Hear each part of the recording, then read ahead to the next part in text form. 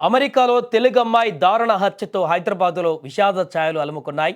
కొత్త సంవత్సర వేడుకల నుంచి కనిపించకుండా పోయిన నిఖిత మేరీల్యాండ్లోని తన మాజీ రూమ్మేట్ అర్జున్ శర్మ అపార్ట్మెంట్లో విగత జీవిగా కనిపించడం ఇప్పుడు కలకలం రేపుతోంది. హైదరాబాద్ తార్నాకలోని విజయపురి కాలనీకి చెందిన నిఖిత 2016-21 వరకు జేఎన్టీయూలో ఫార్మసీ చదివారు. ఆ తర్వాత కిమ్స్ ఆసుపత్రిలో కొంతకాలం పనిచేశారు. 4 ఏళ్ల కిందట ఉన్నత చదువుల నిమిత్తం అమెరికా వెళ్లారు. ఎంఎస్ అయిపోగానే అక్కడే వేడా హెల్త్ సైన్స్ సంస్థలో డేటా అండ్ స్ట్రాటజీ అనలిస్ట్గా ఉద్యోగం చేస్తున్నారు. అయితే అక్కడే పరిచయం అయినటువంటి తమిళనాడుకు చెందిన అర్జున్ శర్మతో రూమ్మేట్గా ఉన్నారు. అయితే ఈ నేపథ్యంలోనే నిఖితను అతను డిసెంబర్ 27న డబ్బులు అడిగాడని, తాను అతనికి $4,500 పంపించారని, అందులో $3,500 అతడు తిరిగి ఇచ్చినట్టుగా తెలుస్తోంది. అయితే ఆ తర్వాత మళ్ళీ జనవరి 2వ తేదీన ఫోన్ చేశాడని, మరో $1,000 ఇవ్వాలని అర్జున్ శర్మ అడిగినట్లు తెలుస్తుంది. అయితే అతనికి డబ్బు ఇచ్చేందుకు నిఖిత నిరాకరించింది.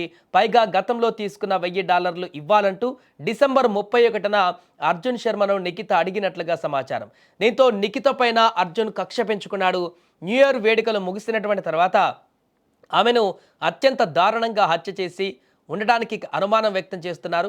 ఇక మరోపక్క న్యూ ఇయర్ పార్టీ తర్వాత నిఖిత కనిపించడం లేదంటూ అతడే 2వ తారీఖున హార్వర్డ్ కౌంటీ పోలీసులకు ఫిర్యాదు చేశాడు.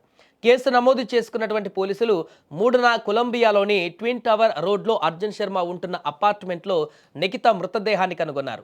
ఆమె శరీరం పైన పలు కత్తిపోట్లు ఉన్నట్టుగా పోలీసులు గుర్తించారు. అయితే ఆమె మృతదేహం పైన ఉన్న కత్తిపోట్లను చూస్తే అతి కిరాతకంగా దారుణంగా ఆమెను చంపేసినట్టుగా తెలుస్తుంది. అయితే నిఖిత కనిపించడం లేదంటూ ఫిర్యాదు చేసిన రోజే అమెరికా నుంచి అర్జున్ శర్మ అనేటువంటి ఆ వ్యక్తి ఇండియాకు వచ్చేశాడు. దీంతో అతడే హత్య చేసి ఉంటాడని అమెరికా పోలీసులు భావిస్తున్నారు. అయితే దీంతో వెంటనే అతడిపై అరెస్టు వారెంట్ కూడా జారీ చేశారు. అమెరికన్ ఫెడరల్ ఏజెన్సీలు భారతీయ అధికారులకు కేసు వివరాలు పంపారు.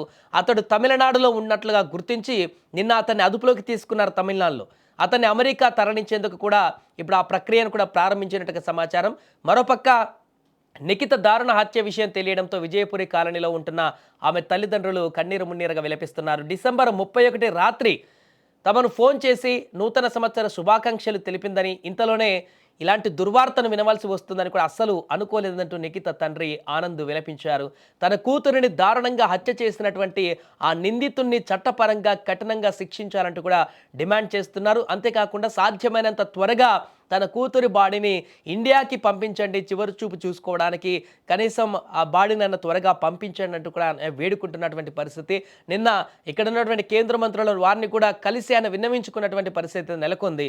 తన కూతురు బాడీని అమెరికా నుంచి త్వరగా ఇక్కడికి వచ్చేలా చేయండి, ఇంకొక వ్యక్తికి ఎవరికి కూడా ఇలాంటి పరిణామం రాకుండా ఆ వ్యక్తిని కఠినంగా శిక్షించాలంటూ కూడా ఆయన డిమాండ్ అయితే వ్యక్తం చేయడం జరిగింది. ఏదేమైనా కూడా ఈ దారుణమైనటువంటి హత్యతో ఒక్కసారిగా హైదరాబాద్లోని తార్నాక ప్రాంతంలో విషాద ఛాయలు అలుముకున్నాయి. ఆ చుట్టుపక్కల స్థానికులందరూ కూడా ఇలాంటి ఘోరమైనటువంటి ఇన్సిడెంట్ చూస్తామని చెప్పేసి అనుకోలేదంటూ కూడా వారు కూడా తీవ్ర ఆవేదన వ్యక్తం చేస్తున్నారు. ఏదేమైనా కూడా చదువుల కోసం, ఉన్నత ఉద్యోగం కోసం, మంచి భవిష్యత్తు కోసం అమెరికాకు వెళ్ళినటువంటి ఒక యువతి ఇంత దారుణమైనటువంటి హత్యకు గురి కావడం పట్ల అయితే అందరూ షాక్ అవుతున్నారు.